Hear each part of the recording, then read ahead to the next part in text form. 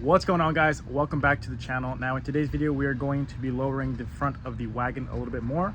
And the way we're going to be doing that is throwing in some smaller and stiffer springs on the front coilover, since right now they are max low and they honestly aren't that low. I do like my cars to be really low, but this one just really is not that low at all.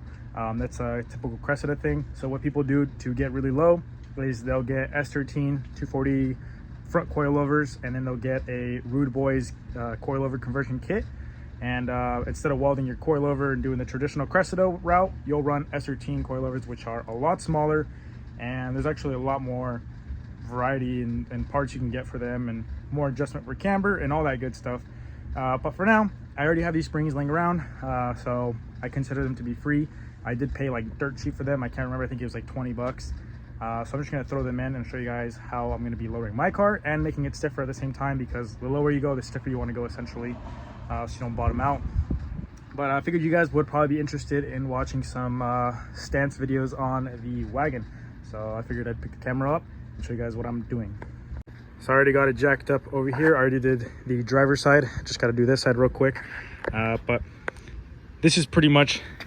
it probably goes about an inch lower than this, and that's at the lowest point, which is not low at all. These are 15s, and it doesn't even get close to the fender. So if I can get rid of that little gap right there, I think I'll be set. But first thing is, obviously, we're going to take off these wheels.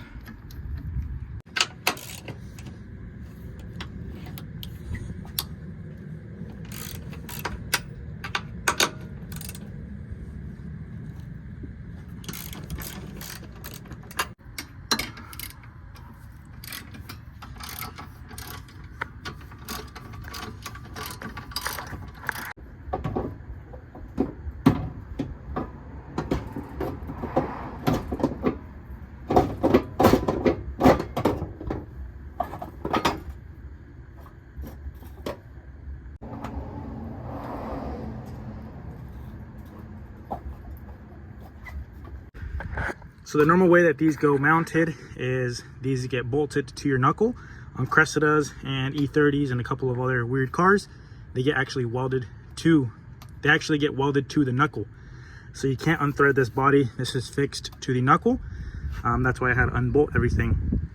So what I'm gonna do now is I'm gonna tighten up this collar to add some preload on these springs, so that when I tighten this and move this around, it'll actually move the inner shock body, because right now when I tighten this, all it's doing is compressing the spring, because it's more than likely somewhat seasoned here from just being in here for a while. Holy crap, after about 30 minutes I finally got this thing loose. Took it all the way apart, and then I couldn't get it to break loose since it was really seized up. So doing it one person was really hard, but what I did was I got some channel locks with some bigger channel locks, and I didn't have enough leverage with those and I couldn't tighten it enough. Now we added some leverage, and yeah, that thing broke loose finally. So now let's keep going, but I figured I'd show this in case anyone is by themselves and they have a seized coilover like these. Like I said, these are from 2017, so they are pretty old. At least for coilovers, they're old in my opinion. So yeah, I know it's a pretty common thing to have seized coilovers, so maybe if you have two channel locks and you're by yourself, you could use this. So these are the factory springs that these coils came with. These are 10Ks and they are 108 millimeter. So what I'm going to be doing is putting some 120 millimeter springs in there, and these are 12K spring rate. So these are obviously smaller by 60 millimeters. So we'll be able to now droop, essentially compress the shock, and that'll lower it, since we can't actually lower it through the body because it's already maxed out. So we're going to be lowering it by essentially closing the shock, because this is a smaller spring. So technically this is not the right way to do it, because you are supposed to keep your strut from factory the same way it is and only adjust the body. That's why that has threads, so you could adjust the whole overall and not mess with the actual inner shaft in here. But it's fine. These shocks are old. I'm probably going to get new ones. So like I said, these are free and I have them already. So this will definitely drop that same amount if I keep it at the same ride height. But obviously now the spring is going to be super loose because it is way smaller. So that's why we have helper springs. So these are 6K, which these are super soft springs. You can see I can compress them with my hand.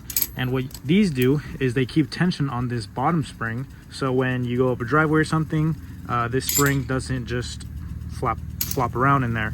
It keeps tension on there. But when the actual weight of the car is on, this thing will get compressed all the way, essentially bottom out, and then you will only ride on your primary spring. This is just to keep tension and to keep kind of the same height, that way this guy isn't bouncing around. But yeah, so we're gonna throw these two in there. So we'll throw our helper in there. As you can see, this thing is already all beat up. Whoever put these on did a horrible job. Let's go put these in here. So these are actually BC. These are actually BC springs, and they are 12K. So the car should feel better. I did want a stiffer ride than with these. The 10K is pretty good for this car, but for how low I want it to be stiffer, and the 12K is perfect for what I want. So now what we're gonna do is thread this back on. Oh, can't forget our collar. Put our collar back on and thread this back on and put everything back together because it already got late. Alrighty, well, I got everything put back together. I got these lower bolts all torqued down to spec. Everything should be good. I think the ride height is at a good spot. Now we're gonna throw the wheels on and see how she fits. The fenders are kind of rolled, but it's pretty fat. I don't know if you could see it. Whoever rolled these didn't really roll them too good, so I'm probably gonna roll these a little bit more. Hopefully I don't mess up the wrap, since these fenders are wrapped black. It's kind of weird because that's paint and that's wrap, and somehow it looks kind of the same. Paint's not the greatest, but wrap job isn't the greatest either, but from far away you can't even tell that they're wrapped.